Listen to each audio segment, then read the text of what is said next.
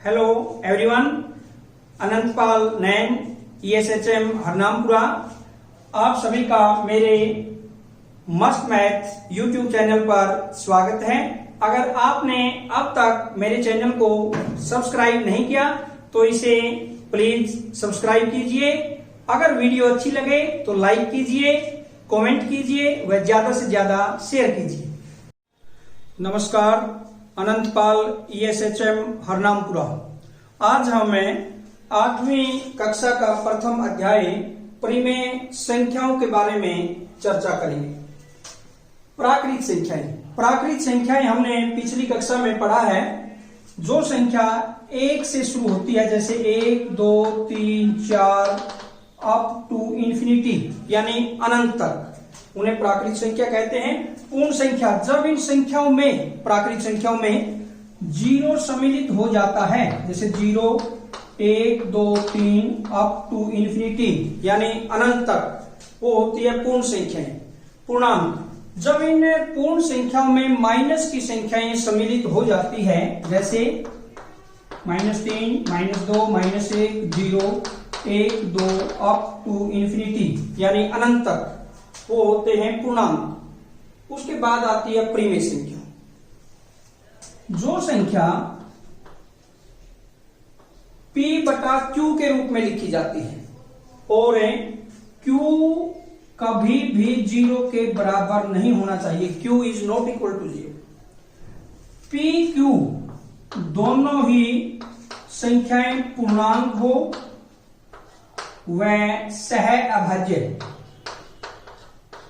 पूर्णांक व सह अभाज्य।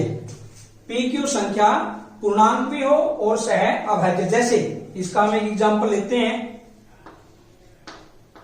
4/6।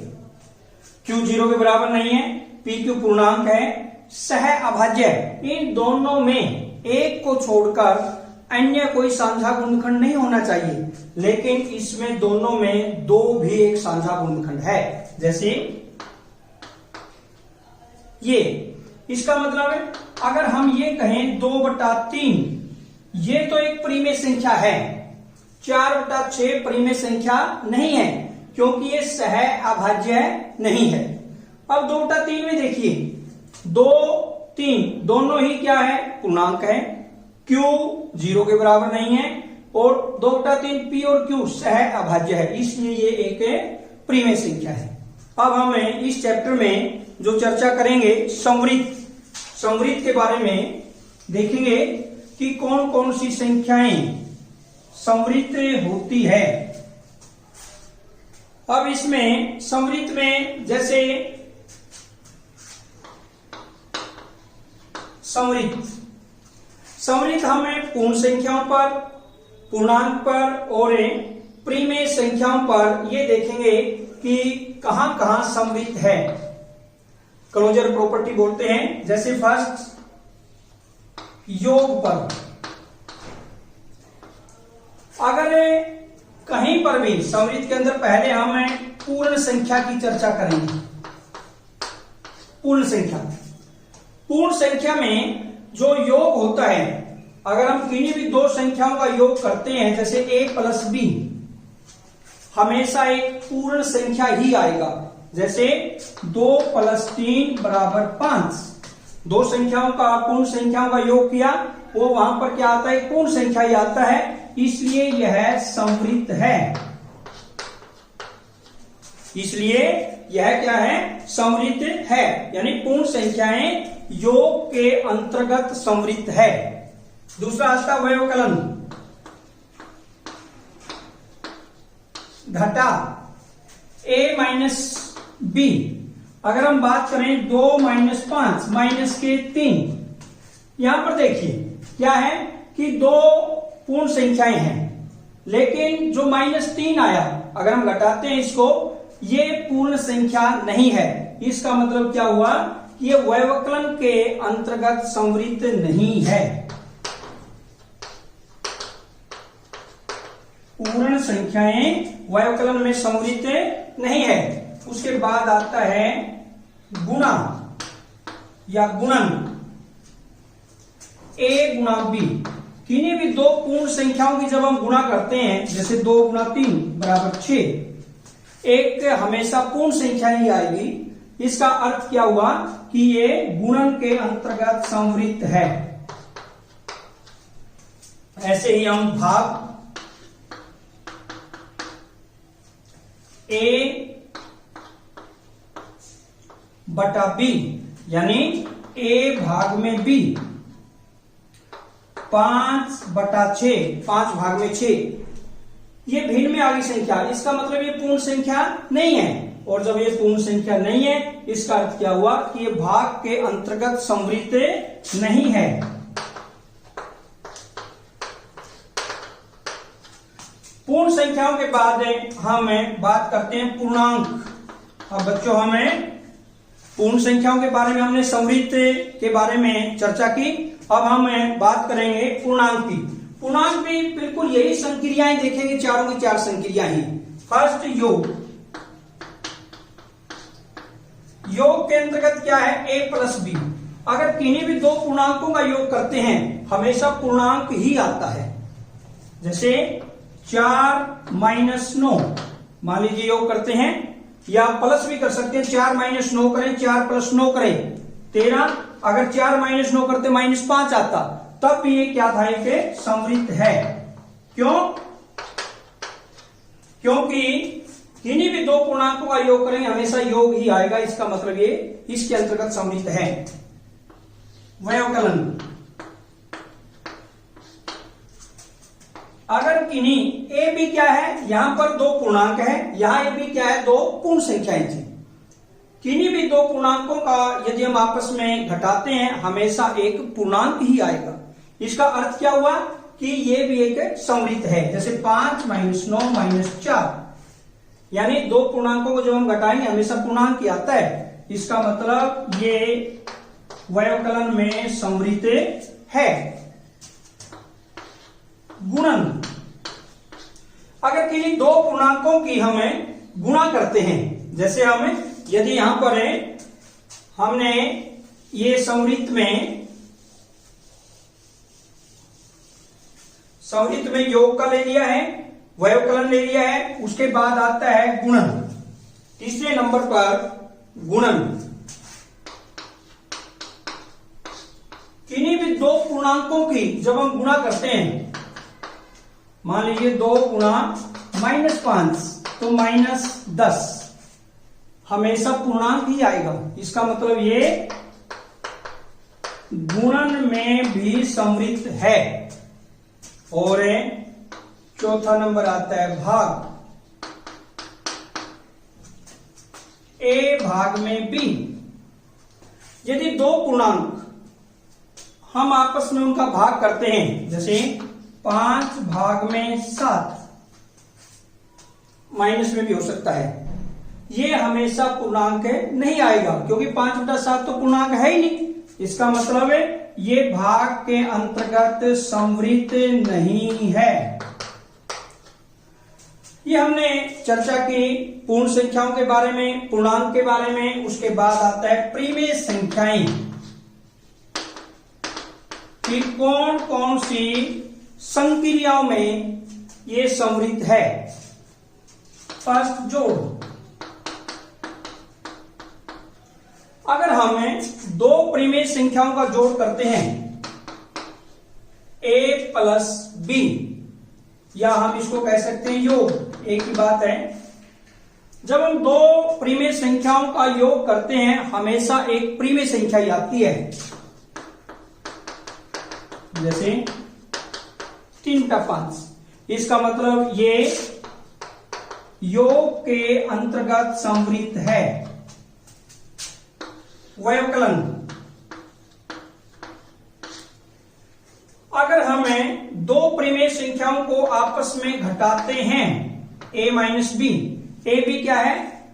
परिमेय संख्या है। ये पहली परिमेय संख्या है, दूसरी परिमेय संख्या। जैसे 3/5 माइनस 1/5, 2/5।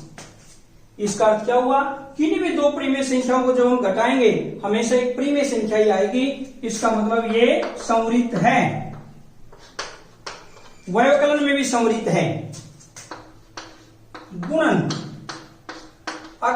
प्रीमेय संख्याओं की गुणा करते हैं, जैसे 2/5 गुणा 1/3, 2/15, हमेशा एक प्रीमेय संख्या ही आएगी। इसका अर्थ क्या हुआ कि ये गुणन के अंतर्गत भी सम्मिलित है। उसके बाद आते हैं भाग।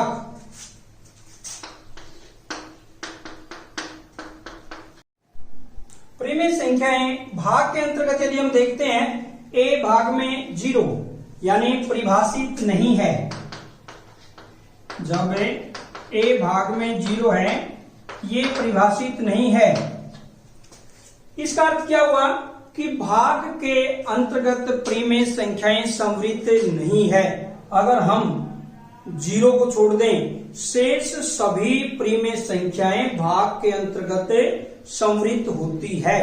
लेकिन हम यहां पर क्या लिखेंगे कि प्रीमेय संख्याएं भाग के अंतर्गत संवृत नहीं है। ये बच्चों हमने क्या चर्चा की?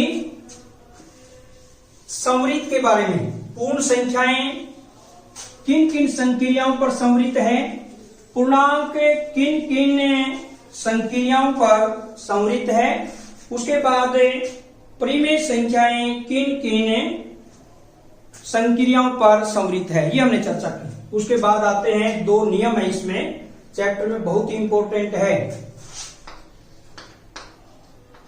फर्स्ट आता है क्रम विनिमय।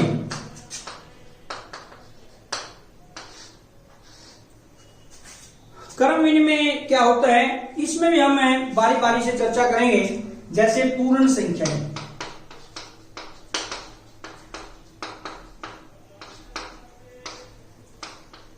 क्रम विनिमय में जो पूर्ण संख्याएं हैं, योग के अंतर्गत, योग के अंतर्गत a + b = b + a होता है हमेशा। इसका मतलब है ये क्रम विनिमय है। जैसे a भी क्या है, यहां पर कोई भी 2 पूर्ण संख्याएं हो सकती है। 2 + 3 = 3 + 2। इसका अर्थ क्या हुआ यहां पर कि 2 पूर्ण संख्याओं का योग, अगर उसका हम क्रम चेंज कर दें, आगे पीछे क्रम कर दें, क्रम को चेंज करते हैं आगे पीछे, तो वहां पर उसके योग में कोई फर्क नहीं पड़ता, यानी लेफ्ट साइड बराबर होगी राइट साइड के। इसलिए ये क्रम विनिमय है, ये योग पर क्रम विनिमय है। व्यवकलन, अगर 2 पूर्णांक हैं, ये a - b = b - a नहीं हो सकता। 2 - 3 बराबर नहीं है 3 - 2 के, यानी लेफ्ट साइड और राइट साइड बराबर नहीं आएगी। इसका अर्थ क्या हुआ, ये क्रम विनिमय नहीं है। व्यवकलन के अंतर्गत ये क्रम विनिमय नहीं है। यानी अगर इसका क्रम आगे पीछे कर दें, गुणन a × b = b × a, यानी कि 4 × 5 = 5 × 4, 4 × 20 और यहां भी 5 का 20। यानी इसका अर्थ क्या हुआ कि अगर हम गुणा के अंदर क्रम को आगे पीछे करते हैं तो कोई फर्क नहीं पड़ता, लेफ्ट साइड बराबर किसके हुआ, राइट साइड के। इसे हम कह सकते हैं कि ये गुणन संक्रिया के अंतर्गत क्रम विनिमय है। भाग, चौथी संक्रिया आती है भाग। a भाग में b बराबर नहीं है, b भाग में a। जैसे 3 भाग में 7 बराबर नहीं आएगा कभी भी 7 भाग में 3 के, यानी लेफ्ट साइड और राइट साइड बराबर नहीं है। इसका मतलब ये क्रम विनिमय नहीं है। ये तो था हमारा पूर्ण संख्याओं के अंतर्गत। उसके बाद आता है पूर्णांक।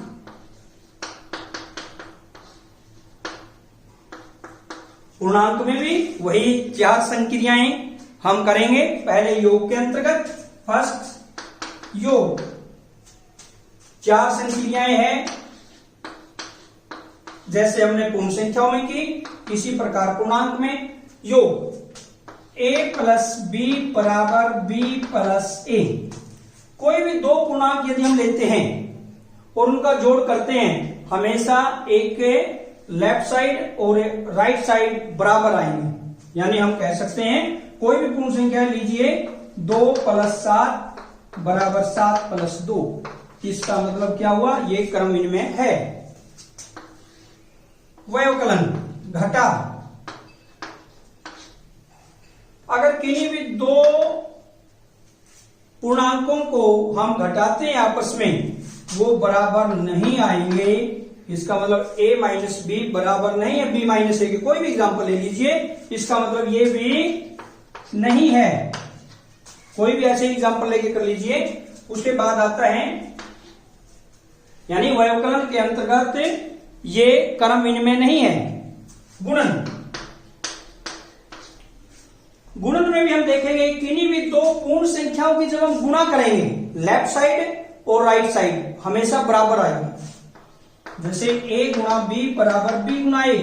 कोई भी संख्या 3 गुणा -5 लें और बराबर -5 गुणा 3 करें, यानी -15 बराबर -15, दोनों साइड बराबर है। इसका मतलब क्या हुआ, ये कि गुणन संक्रिया के अंतर्गत क्रम विनिमय है। और भाग, इसी प्रकार हम भाग के अंतर्गत करेंगे। a भाग में b बराबर नहीं आएगा, हमेशा b भाग में a के। इसका अर्थ क्या हुआ, यहां पर कोई भी दो अगर हम पूर्णांक लेते हैं और पहले पूर्णांक को दूसरे से और जो दूसरे पूर्णांक को पहले से भाग दे, वो बराबर नहीं आएगा इस साइड, लेफ्ट साइड और राइट साइड। इसका अर्थ क्या हुआ कि ये भाग के अंतर्गत क्रम विनिमय नहीं है। फिर हमें चर्चा करते हैं उसके बाद परिमेय संख्याओं की। परिमेय संख्याएं कौन कौन सी संक्रियाओं के अंतर्गत क्रम विनिमय है। परिमेय संख्याएं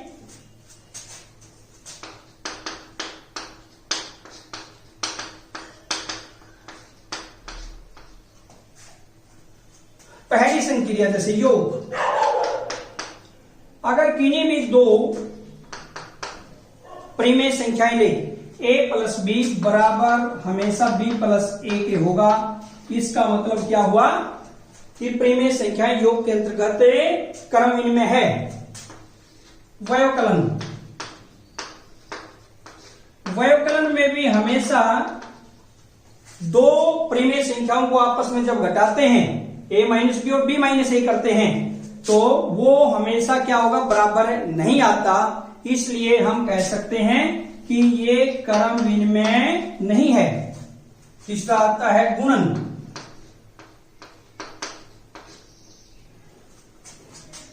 a गुणा b बराबर b गुणा a।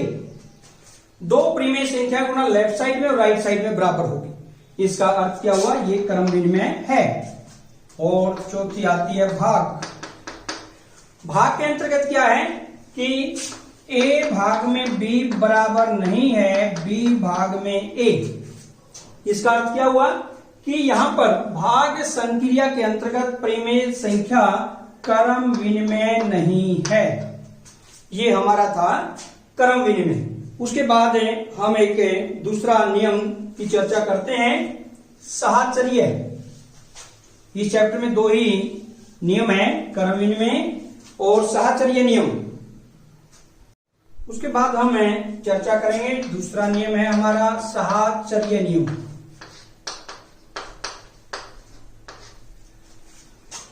फर्स्ट आता है पूर्ण संख्याओं पर।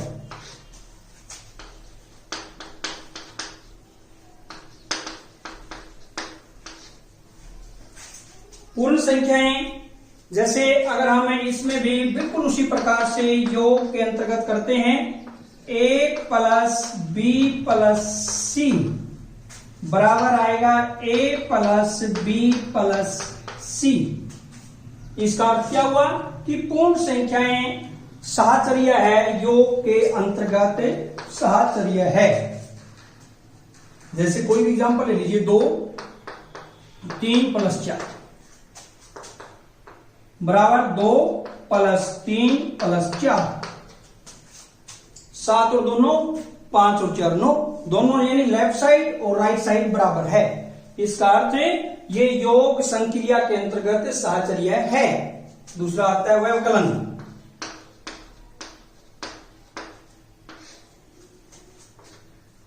व्यवकलन के अंतर्गत a माइनस बी माइनस सी बराबर नहीं है a माइनस बी माइनस सी, यानी a b c तीनों ही पूर्ण संख्याएं हैं। कोई भी पूर्ण संख्या ले सकते हैं और ये लेफ्ट साइड राइट साइड बराबर नहीं आती। इसका मतलब क्या हुआ, ये साहचर्य नहीं है। उसके बाद आता है गुणन। a गुणा b गुणा c बराबर आएगा हमेशा a गुणा b गुणा c। इसका मतलब ये साहचर्य है। भाग a भाग में b भाग में c बराबर नहीं है a भाग में b और भाग में c। इसका अर्थ ये भाग संक्रिया के अंतर्गत साहचर्य नहीं है।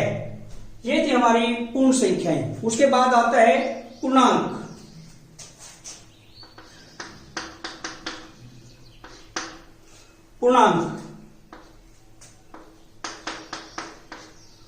पूर्णांक योग के अंतर्गत बिल्कुल वही a प्लस बी प्लस सी बराबर a प्लस बी प्लस सी, यानी योग संक्रिया के अंतर्गत पूर्णांक साहचर्य है। ऐसे ही अगर हम चर्चा करें व्यवकलन की, व्यवकलन a माइनस बी माइनस सी बराबर नहीं है a माइनस बी माइनस सी। इसका अर्थ क्या हुआ, ये व्यवकलन के अंतर्गत साहचर्य नहीं है। उसके बाद आता है गुणन। a गुणा b गुणा c बराबर a गुणा b गुणा c हमेशा बराबर आएगा, इसलिए ये साहचर्य है। और भाग संक्रिया a भाग में b भाग में c बराबर a भाग में b भाग में c। इसका अर्थ क्या हुआ कि ये पूर्णांक के अंतर्गत साहचर्य नहीं है। उसके बाद आता है परिमेय संख्या। साहचर्य नियम के अंतर्गत हम देखेंगे परिमेय संख्याओं को।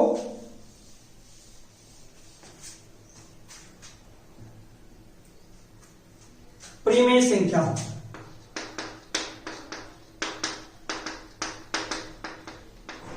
बिल्कुल वही योग a प्लस बी प्लस सी बराबर, इसका अर्थ क्या हुआ, योग के अंतर्गत ये साहचर्य है। व्यवकलन a माइनस बी माइनस सी बराबर a माइनस बी माइनस सी नहीं है, यानी बराबर नहीं है। इसका अर्थ ये साहचर्य नहीं है। गुणन कोई भी a b c, यहां पर कोई भी परिमेय संख्या हो सकती है। a गुणा b गुणा c बराबर a गुणा b गुणा c। इसका अर्थ यहां पर ये साहचर्य है। भाग a भाग में b भाग में c बराबर नहीं है a भाग में b भाग में c। इसका अर्थ क्या हुआ, ये साहचर्य नहीं है भाग के अंतर्गत। ये हमने साहचर्य नियम के बारे में चर्चा की, पूर्ण संख्याएं, पूर्णांक और परिमेय संख्या। उसके बाद आता है योज्य तत्समक।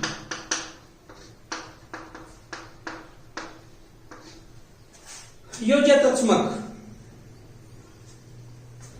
परिमेय संख्याओं के लिए 0 1 योज्य तत्समक है। a प्लस 0, यदि हमें जीरो के अंदर ऐड कर देते हैं या जीरो प्लस ए कर दें, वो हमेशा ए के बराबर ही आएगा। यानी जीरो को जोड़ने से उस संख्या में कोई फर्क नहीं पड़ता, वही संख्या आती है, उसे कहते हैं हमें योज्य तत्समक। ये पूर्णांक व पूर्ण संख्याओं के लिए भी होता है। अगर आपसे बच्चों ये पूछा जाए कि योज्य तत्समक बताइए, तो हम क्या कहेंगे? शून्य।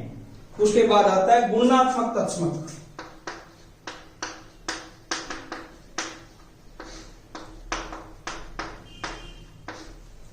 गुणात्मक तत्समक, इसमें एक परिमेय संख्याओं के लिए गुणात्मक तत्समक है एक। जैसे 1 गुणा 1 या 1 गुणा 1 बराबर ए ही आएगा। इसका अर्थ क्या हुआ? एक गुणात्मक तत्समक है। यानी किसी भी संख्या को जब हम गुणा करते हैं से कोई फर्क नहीं पड़ता, वही संख्या आती है। उसके बाद आता है कि गुणात्मक प्रतिलोम।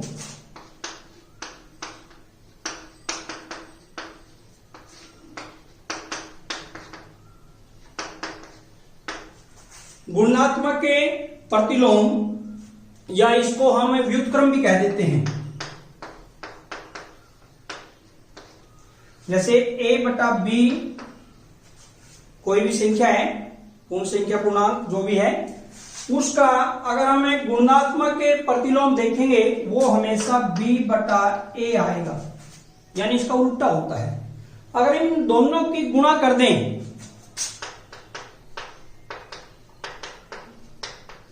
वो हमेशा 1 के बराबर आनी चाहिए। जब दोनों संख्याओं की जब हम उसका उल्टा करके गुणा करते हैं, अगर उनका गुणनफल 1 आता है, इसका अर्थ क्या हुआ? वो उसका गुणात्मक प्रतिलोम। उसके बाद आता है योज्य प्रतिलोम।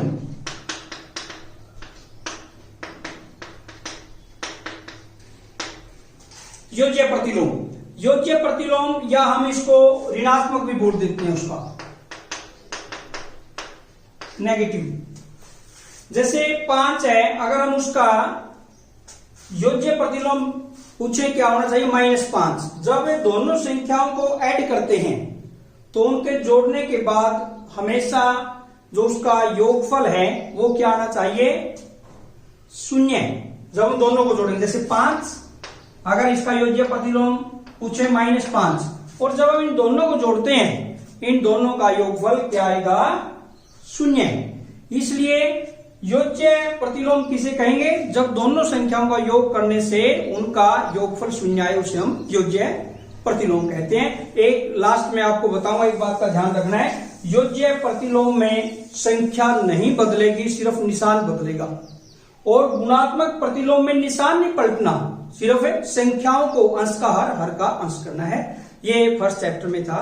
इतना ही करेंगे, उसके बाद एक्सरसाइज नेक्स्ट वीडियो।